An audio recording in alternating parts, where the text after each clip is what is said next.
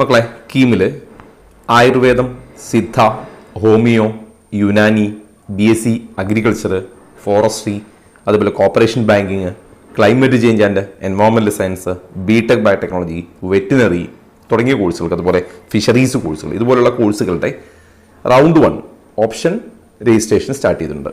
ഒന്നാമത്തെ റൗണ്ടിൻ്റെ option registration start ചെയ്തിട്ടുണ്ട്. അപ്പോൾ അത് ഓപ്ഷൻ രജിസ്റ്റർ ചെയ്യാൻ വേണ്ടി നിങ്ങൾ ce.kerala.gov.in എന്നുള്ള സൈറ്റിൽ 10-ാം തീയതി വരെ, സെപ്റ്റംബർ 10-ാം തീയതി വൈകിട്ട് 4 മണി വരെ നിങ്ങൾക്ക് ഓപ്ഷൻ രജിസ്റ്റർ ചെയ്യാനുള്ള സമയമുണ്ടാവും. പ്രൊവിഷണൽ അലോട്ട്മെന്റ് 11-ാം തീയതി പബ്ലിഷ് ചെയ്യും. മക്കളെ, കോഴ്സുകൾ ഏതൊക്കെയാണെന്ന് നോക്കുക.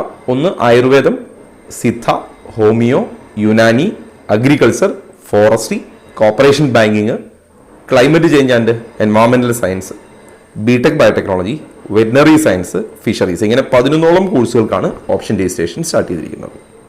അതിന്റെ ഷെഡ്യൂൾ ഒരിക്കൽ കൂടി നോക്കുക. സെപ്റ്റംബർ 5 തുടങ്ങി സെപ്റ്റംബർ 10-ാം തീയതി വൈകിട്ട് 4 മണി വരെയാണ് നിങ്ങൾക്ക് ഓപ്ഷൻ രജിസ്റ്റർ ചെയ്യാനുള്ള സമയം.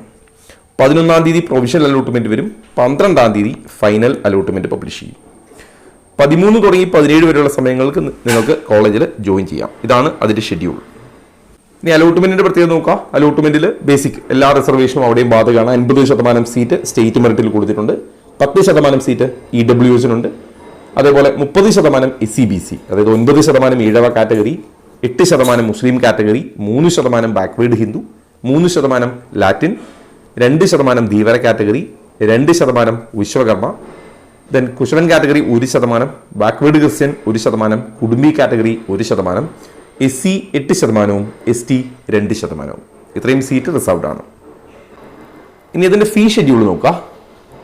ആയുർവേദത്തിന് ഗവൺമെന്റ് കോളേജിലാണെങ്കിലും എയ്ഡഡ് കോളേജിലാണെങ്കിലും 13,230 രൂപയാണ് ഇയർലി. ഇതൊക്കെ ഒരു വർഷത്തെ ഫീ ആണ് ഈ പറയുന്നത്, 13,230 രൂപ. എന്നാൽ ഹോമിയോയ്ക്ക് 1,260 രൂപയാണ് ഗവൺമെന്റിലും എയ്ഡഡിലും. അഗ്രികൾച്ചറിന് 24,050 രൂപയാണ്.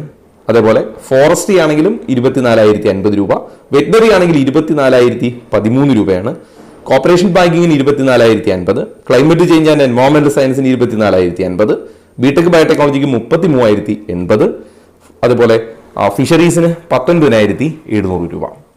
എന്നാൽ സെൽഫ് ഫിനാൻസിങ് കോളേജുകളിലേക്ക് വരുമ്പോൾ സെൽഫ് ഫിനാൻസിങ്ങിൽ ആയുർവേദത്തിനാണെങ്കിൽ 2,09,386 രൂപയാണെങ്കിൽ 15% ഓൾ ഇന്ത്യ മെറിറ്റിൽ പോകുന്നതിന് 3,15,000 രൂപയാണ്. സിദ്ധയ്ക്ക് 1,98,450 രൂപയാണെങ്കിൽ ഓൾ ഇന്ത്യ കോട്ടയിൽ, അതായത് ബാക്കി 15% സീറ്റ് 3,15,000 രൂപയാണ്. യുനാനി 2,09,386 ആണെങ്കിൽ 3,15,000 ഓൾ ഇന്ത്യ കോട്ടയിലെ ഫീസ്. ഇനി ഓപ്ഷൻ രജിസ്ട്രേഷൻ ഫീ നോക്കാം. അതായത് ഓപ്ഷൻ രജിസ്റ്റർ ചെയ്യാൻ താല്പര്യമുള്ള കുട്ടികൾ ഓപ്ഷൻ രജിസ്റ്റർ ചെയ്യുമ്പോൾ 5,000 രൂപ നമ്മൾ ടോക്കൺ ഫീ ആയിട്ട് അടയ്ക്കേണ്ടി വരും. അതിൽ ഫീസ് ആനുകൂല്യമുള്ള കുട്ടികൾക്കും അതേപോലെ SC, ST, OEC കാറ്റഗറിയും ഒക്കെ 500 രൂപ ടോക്കൺ ഫീ അടച്ചാൽ മതി. അവർ 5,000 അടയ്ക്കേണ്ടതില്ല, 500 രൂപ അടച്ചാൽ മതി. ഈ അടയ്ക്കുന്ന ഫീ നിങ്ങളുടെ കോളേജ് ഫീയിലേക്ക് ആഡ് ആയിക്കോളും. നിങ്ങൾക്ക് കോഴ്സ് ജോയിൻ ചെയ്താൽ അല്ലെങ്കിൽ നിങ്ങൾക്ക് സീറ്റ് കിട്ടിയാൽ നിങ്ങളുടെ കോഷൻ ഫീയിലേക്ക് മാറ്റുകയും, സീറ്റ് കിട്ടിയില്ലെങ്കിൽ നിങ്ങളായിട്ട് സീറ്റ് നഷ്ടപ്പെടുത്താതെ നിങ്ങൾക്ക് സീറ്റ് കിട്ടാത്തതാണെങ്കിൽ ഇത് റീഫണ്ട് വരികയും ചെയ്യും.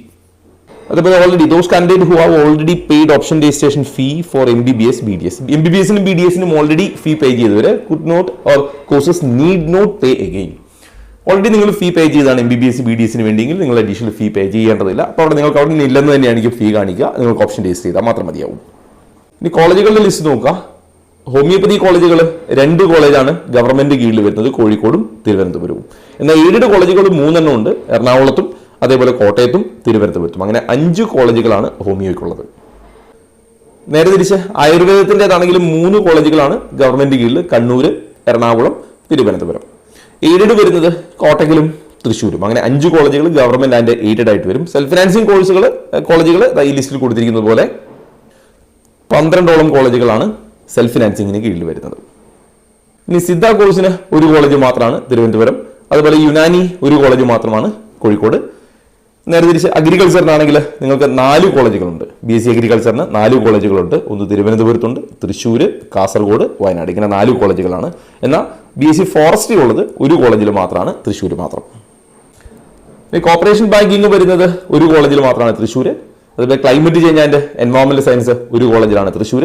BTech ബയോടെക്നോളജി 1 കോളേജിലാണ്, തിരുവനന്തപുരം. വെറ്റിനറി 2 കോളേജിലാണ്, ഒന്ന് തൃശ്ശൂരുമുണ്ട്, രണ്ടാമത്തേത് വയനാടുമുണ്ട്.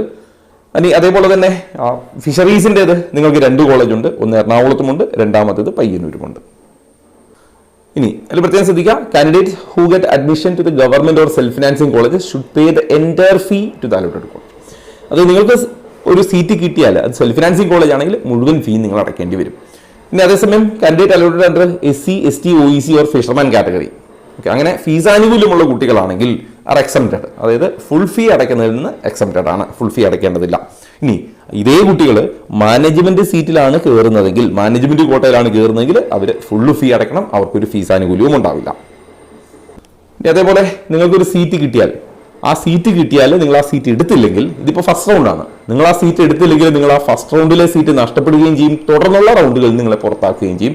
പിന്നെ നിങ്ങൾക്ക് ആകെ സ്പോട്ട് അലോട്ട്മെന്റ് മാത്രമേ ഉണ്ടാവൂ. അതുകൊണ്ട് കിട്ടിയാൽ പോകുമെന്ന് ഉറപ്പുള്ള കോളേജും കോഴ്സും മാത്രമേ ഓപ്ഷനിൽ കൊടുക്കാവൂ.